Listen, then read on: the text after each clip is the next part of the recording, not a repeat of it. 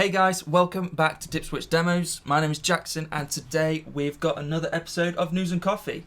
And I've actually got some coffee this time. So yeah, let's get into it. It's been a hefty month for news. And luckily it's not all been bad news. There's been some bad news obviously, but it's not all been bad news. That we've had some really cool guitar related news that I'm excited about, excited to share with you. Well, you'll probably already know about it all anyway, but I'm excited to talk about it. Let's get into it. I've also got a couple of bits of personal news, and we're going to answer a few comments and questions at the end.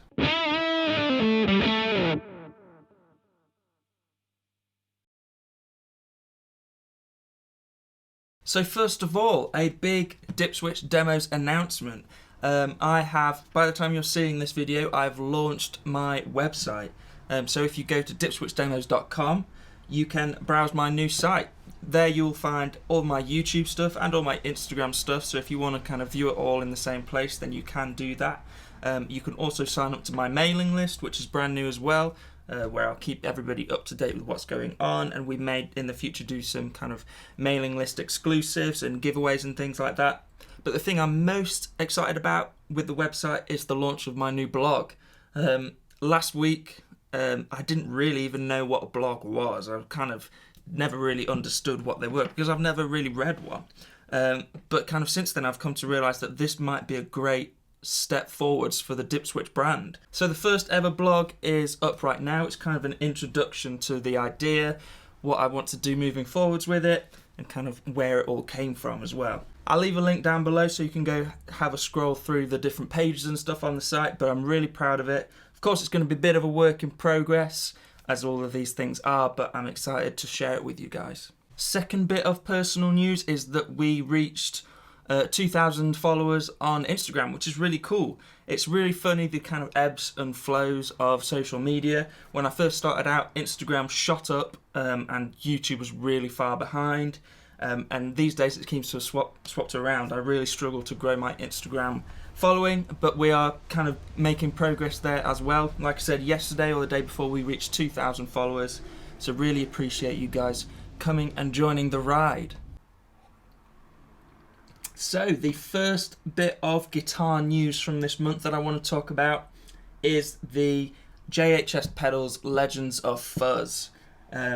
These look super cool and right up my street. You guys know I love Fuzz. I love vintage Fuzz especially. That's kind of where it's at for me. And these look killer. I've seen a few people kind of criticise the idea just because they're not original ideas in a way. But, you know, Josh, from what I can tell, is nothing but a massive pedal nerd and a pedal fan. He wants to bring these circuits out to the kind of general guitar players and everybody, because these circuits that he's done first time around, I believe there's going to be more. So he's done Smiley, Fuzz Face, a Bender, Tone Bender, Crimson, kind of Big Muff style thing, and a Supreme Super Fuzz sort of thing. These 4 particular circuits are actually really hard to come by, and they're really expensive when they do crop up. So I think it's a really great thing. What he's doing is bringing these circuits to guitar players' hands. And the price is pretty reasonable. I believe in the UK they're 179 quid, which of course is an expensive pedal, but it's not out of this world, especially with the current kind of market of pedals. You know, 200 plus pedals is a normal thing. So have a sub £200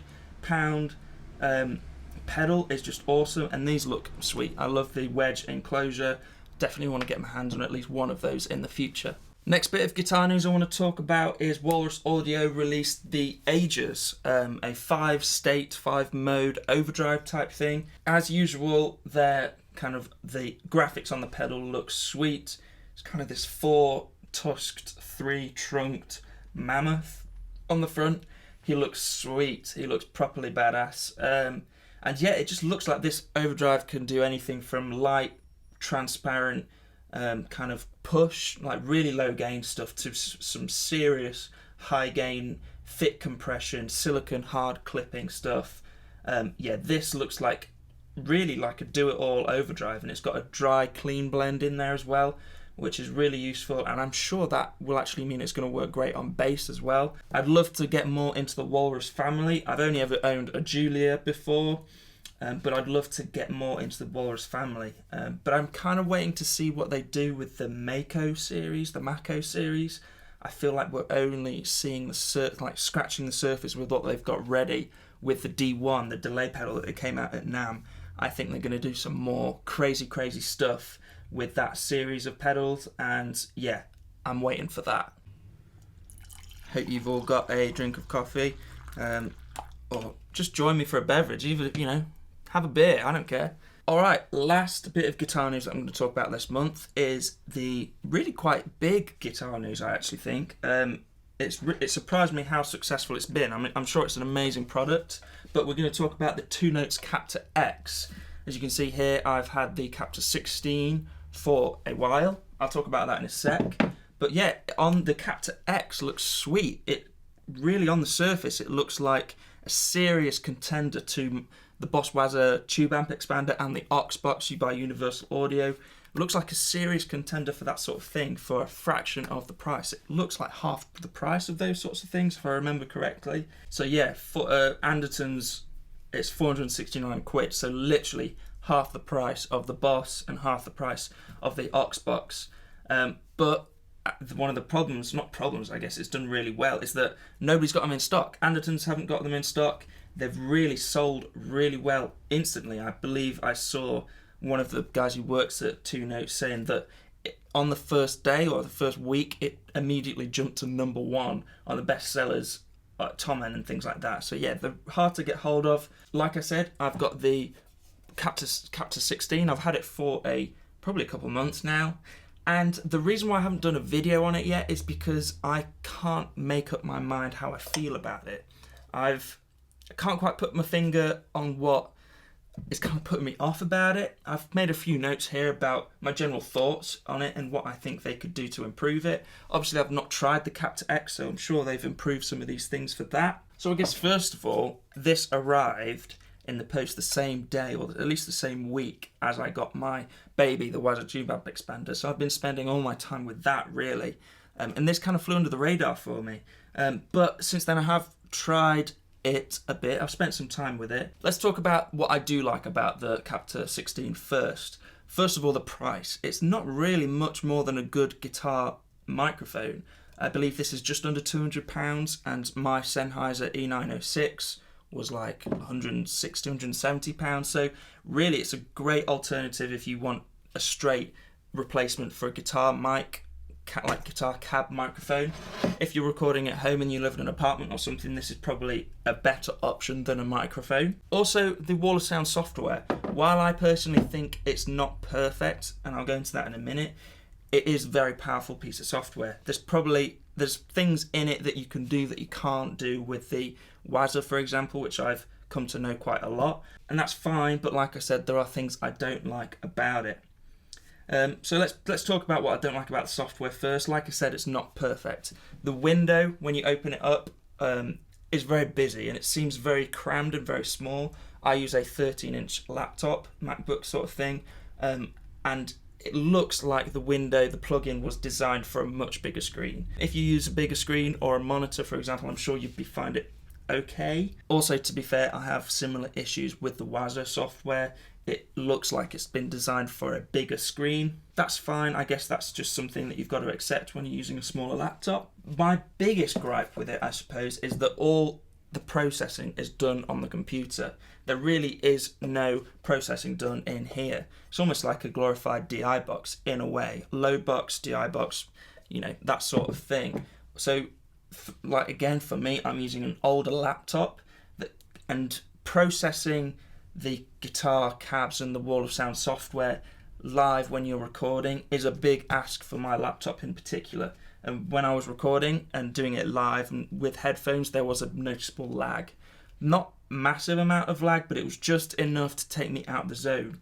That is something they've improved for the Captor X. I believe there is processing and presets and rigs, if you like, inside that you can store in the Captor X, so that's definitely an improvement.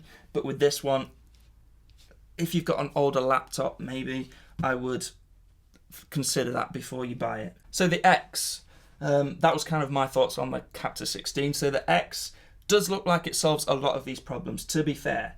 it looks like a much more complete solution, which is what we're looking for, really. Something that does a bit of everything and does it well. Barely heard anything negative about it. People love this unit, and people say, you know, it's a serious alternative to the like Boss stuff and the Universal Audio.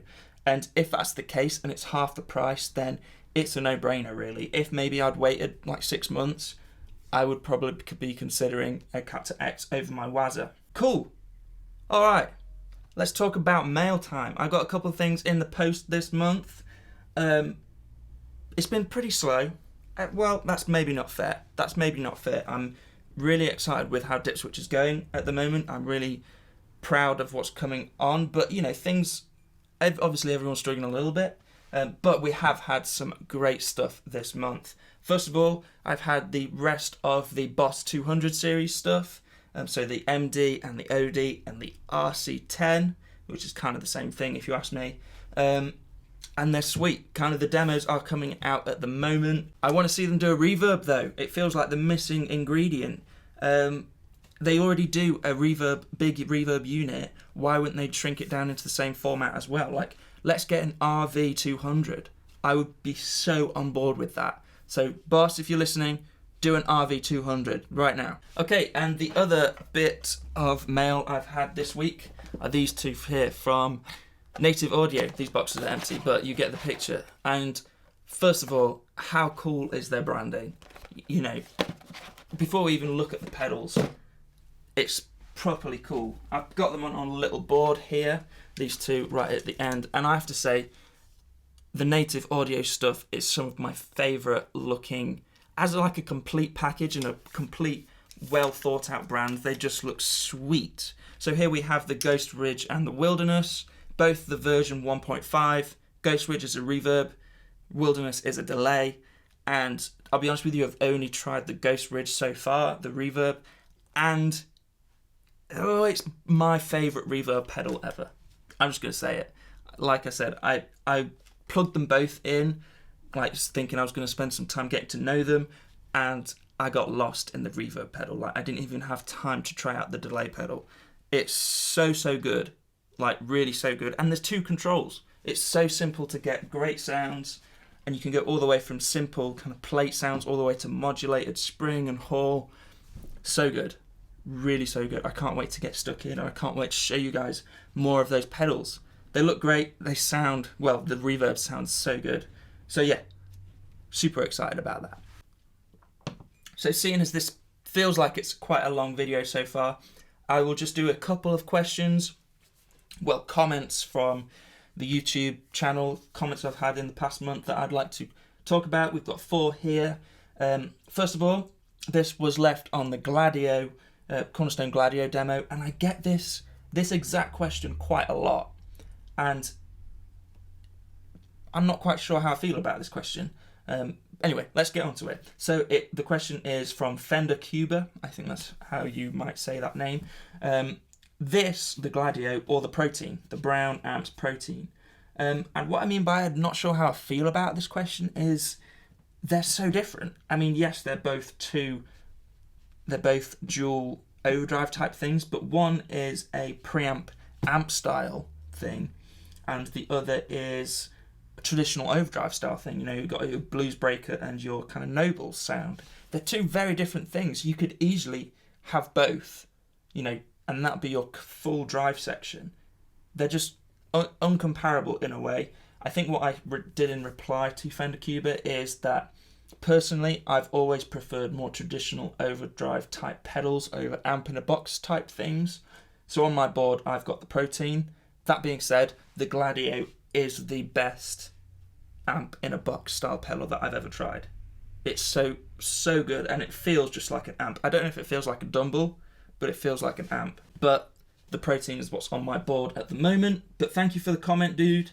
And like I said, I get that question quite a lot, so I hope that answers it. The next question is from Boston Pickman, and this one made me laugh a lot. It was left on the Boss RC10 demo, but it was in reference to my Demo Secrets video that I did this month that was quite a lot of fun. He said, the question is though, how big is it?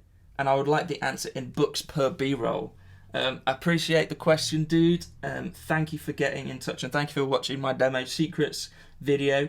The answer to that is that it was 3 books tall. Question, or it's not a question, next comment we've got is from Steve Guitar, who seems to be a YouTuber over in the US. He's, you know, I'd go check out his channel if you would. It's pretty educational. But he has left a really nice comment. Jackson, I just gave you a great review and told people about your channel in my weekly video series, Saturday Shootout. Keep up the great work. Your videos are so helpful. Thanks for the shout out, dude. I will reciprocate by giving you a shout out. So go check out Steve Guitar's YouTube channel. There's some cool stuff on there, especially to do with the Fender GTX amps. And finally, the last question we're going to talk about this week is from Morons. This was left on my old Boss BD2 Wazacraft demo.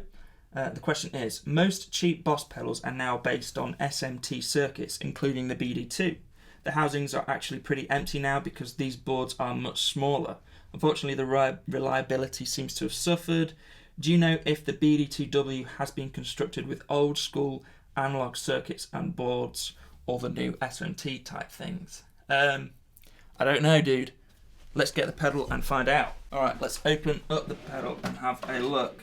I mean, I don't know what we'll find. They just, you know, screwdriver.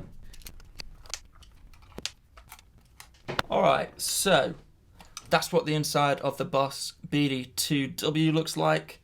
And I'll be honest with you, I'm none the wiser. It looks like the inside of any other pedal. I mean, it's obviously a circuit board, but it's also looked pretty full. I don't know if I can take...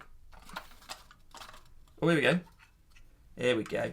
Maybe I'll take a picture of this inside, but they all look like old school components in there, but they're wired onto a board, so I don't know the answer to your question. Maybe if you can see inside there, that will answer your question. It looks really well made, I have to say. As Boss stuff, you know, build quality is great across the board with Boss. But yeah, I hope that answers your question. I don't know. But yeah, cheers, morons. Alright, that just brings us about up to the end of the video. Thank you for joining and having a coffee. Like I do in the end of all these videos, I'm going to give you an album suggestion this month. And my suggestion this month is the Raconteurs' new album, or newish album, Help a Stranger. I'm a massive fan of the Raconteurs. It's my favourite thing that Jack White has ever done, or ever been involved with, I should say. And this album's great. It's as good as the other albums, if not a little bit better. And yeah, definitely go check it out. There's some really cool guitar moments in there. Great songs, great band. Definitely go check out that album. Thanks guys for checking out the video. If you like what you saw, please subscribe and maybe check out some more videos. I'll also leave a link to my brand new website. Please go check it out, go read the blog, go sign up to the mailing list and see what else is cool on there. I'm really excited about this new chapter for Dipswitch, and I really hope I can take you along for the ride. Thanks for checking out the video. I'll see you in the next one, guys. Cheers.